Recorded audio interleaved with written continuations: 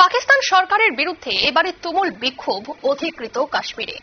এবারে কাশ্মীরের দিকে পাকিস্তান সরকারের বিরুদ্ধে তুমুল বিক্ষোভ। আওয়ামী অ্যাকশন কমিটির ডাকে অনির্দিষ্টকালের জন্য বন্ধ ভারতের অংশ হতে মরিয়া পিওকের সাধারণ জনগণ।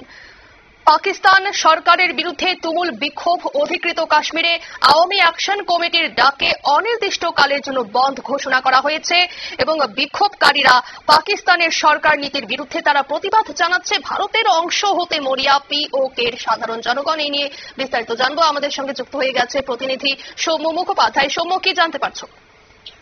জানা যাচ্ছে যে দীর্ঘদিন ধরেই পাকিস্তানের প্রশাসনের বিরুদ্ধে বিক্ষোভ দানা বাঁধছিল পাক অধিকৃত কাশ্মীরে এবং সেটি ক্রমশ ভয়াবহ আকার ধারণ করেছে। সোমবার সকাল থেকেই পথে নেমে বিক্ষোভ দেখাতে দেখা গেছে অসংখ্য সাধারণ মানুষকে।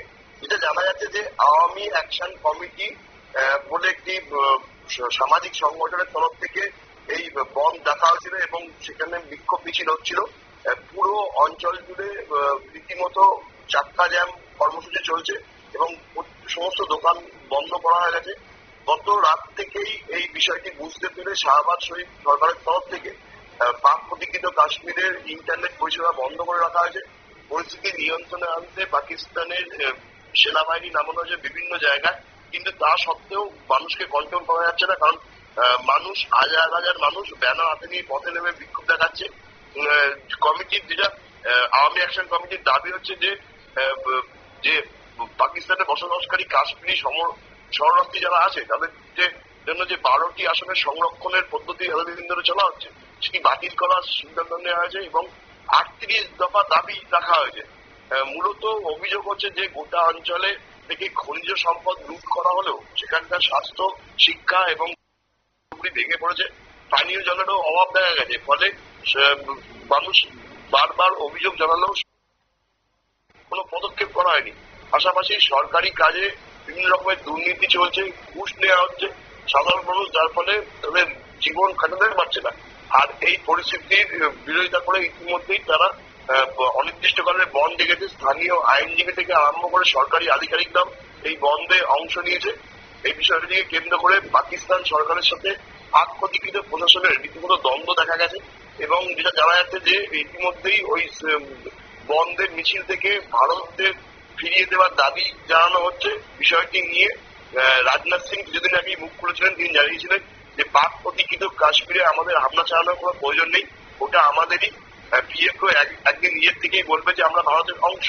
আজকে যা পরিস্থিতি আন্তর্জাতিক রাজনৈতিক মহলের মতে যে আজকে সেই পরিস্থিতি তৈরি হয়েছে, রাজনাথ সিং কিছুদিন আগে যা বলেছিল সেইটাই প্রতিধ্বনি শোনা যাচ্ছে অধিকৃত কাশ্মীরে। ফলে পাক অধিকৃত কাশ্মীর যে আপনি ভারতের অন্তর্ভুক্ত আমার দাবি জানাবে সেটা সময়ের অপেক্ষা বলেই মনে করা হচ্ছে।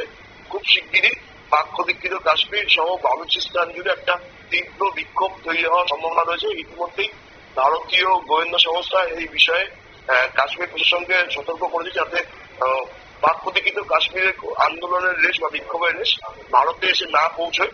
কারণ ইতিমধ্যেই আমরা দেখেছি আমাদের প্রতিবেশী দেশগুলোতে প্রত্যেকটা জায়গাতেই কিভাবে বিক্ষোভ হয়েছে। সম্প্রতি নেপালেও কি ঘটনা ঘটেছে আমরা দেখেছি। ফলে তার দেশ যাতে পাক অধিকৃত কাশ্মীর ছড়িয়ে ভারতে এসে না প্রবেশ করতে পারে, কারণ লাদাখে ইতিমধ্যেই গন্ডগোল হয়েছে কদিন আগে, সেটার দিকে নজর রাখছে ভারতীয় গোয়েন্দারা। পাশাপাশি সেনাও সতর্ক রয়েছে। তবে যা পাক অধিকৃত কাশ্মীরে হচ্ছে মনে করা হচ্ছে যে পাক অধিকৃত কাশ্মীর পাকিস্তানের হাত ছাড়াতে বেশি দিন নেই। একদম ধন্যবাদ সৌম্য।